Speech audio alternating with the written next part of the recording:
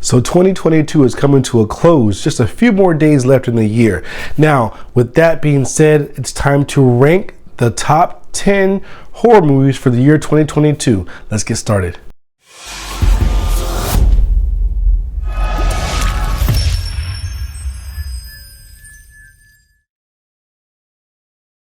First and foremost, I want to say I hope you guys had a great holiday. I hope you enjoyed your time off, whatever you had to do, relax with some family, had some fun, watch some horror movies. There are a lot of good Christmas horror movies out right now, so hope you're able to enjoy some of that stuff. But with the year coming to a close, it's time to recap our top 10 for the year 2022 for horror. Now, this year, I think we need to sit back and really appreciate the year we had for 2022 for horror movies, because it was a very good year. We had the return of Leatherface, we had the return of Orphan, we had the return of Pinhead, we had Chucky still doing his thing on the TV screen, and then we had a lot of new movies as well. Barbarian hit the scene, brand new and different, and a couple other movies throughout. But what we're here to do is rank the top 10 horror movies. This is just my opinion. You might have a different list. I want to talk about it in the comments. Let me know. But let's go. Number 10, we're going to have Barbarian. Now, I originally in my review said it was kind of crazy, and it was really wild. But when I sat back and looked about it, thought about it and really examined it, it was a really good movie because it did show different themes or different feelings throughout the movie, but each one made you feel a little bit more uncomfortable than the other one did, and that's what a horror movie should do. So my number 10, Barbarian. Coming in at number 9, Prey.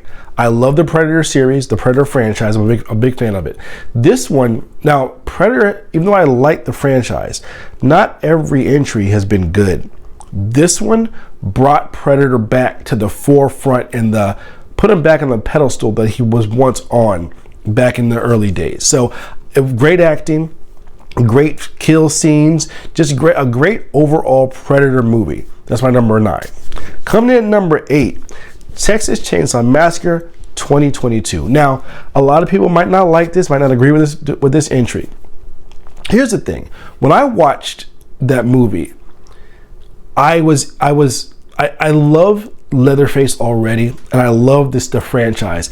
This stayed very true to the franchise. Now, there was a little bit of, if you want to get the nuts and bolts of it, it wasn't perfect, but as far as staying in line with what we're used to from the franchise itself, this did it.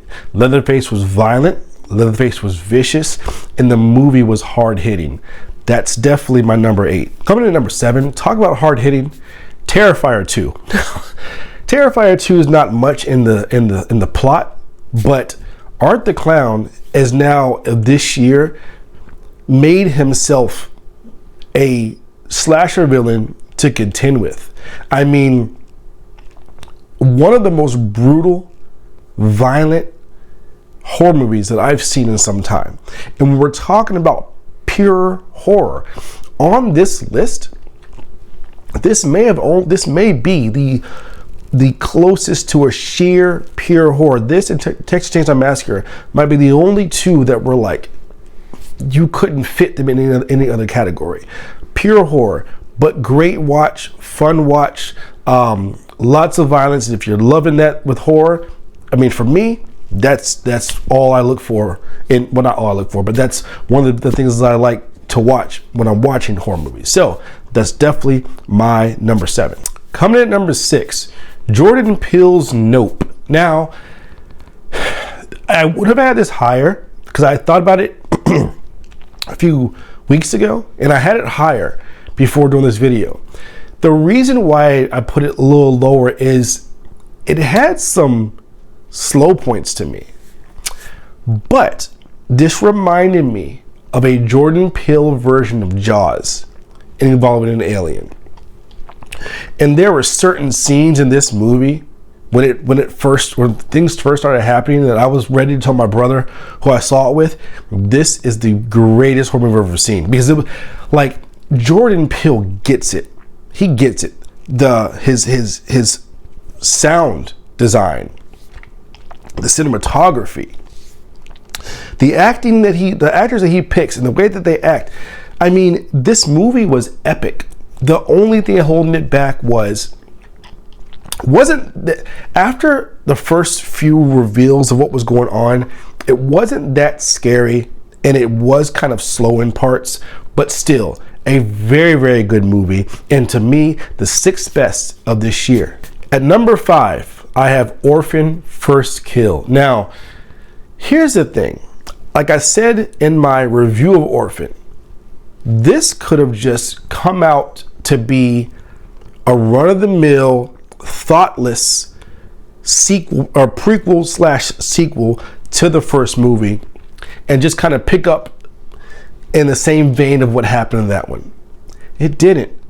This movie was thought out well and had multiple stories running throughout it, but each one was intriguing, each one was well acted, each one was vicious, each one was violent. One of the best movies of this year, and for me, it's number 5. Coming in at number 4, Scream 5. Now, I'm sure some people are like, Scream 5. Listen, I told you I was late to the Scream party, but this was the most vicious version of Ghostface. This made Ghostface feel like a villain for once and not a comedy act, because I'm sorry, Scary Movie kind of ruined the idea of Ghostface. And it's not the fault of Scream, but they had to do something to kind of bring it back to being scary again. And I think Scream 5 did that. The kills, the one-liners weren't campy. It sounded a little bit more like intentionally trying to be a little bit more intense and brutal. And for me, I was hooked. They had very good jump scares in it as well. And I mean, they brought back everyone that we had seen in the previous movies. It was a great movie. That is, for me, number 4 of this year. Number 3, I'm going to go with X. Now, I was late to the X party too, because when it came out, I forgot what was going on when it came out. I wanted to see it in the theater, but I didn't get a chance to. So I know now that I'm not going to watch any reviews of anything or listen to anything that I want to see until I see it, because everyone I talk to put this movie on such a high pedestal that by the time I saw it, it was unreachable no matter what it did. But having said that, it was intense. It was well acted. It was violent, and I loved it. I absolutely loved it. Now, I did not get a chance to see Pearl yet, but X, third best of the year for me. Coming in at number 2, The Black Phone. I think for me that the fact that this was acted, the lead actors were children in this movie, and they made you feel every emotion they were trying to bring out, and the villain was terrifying.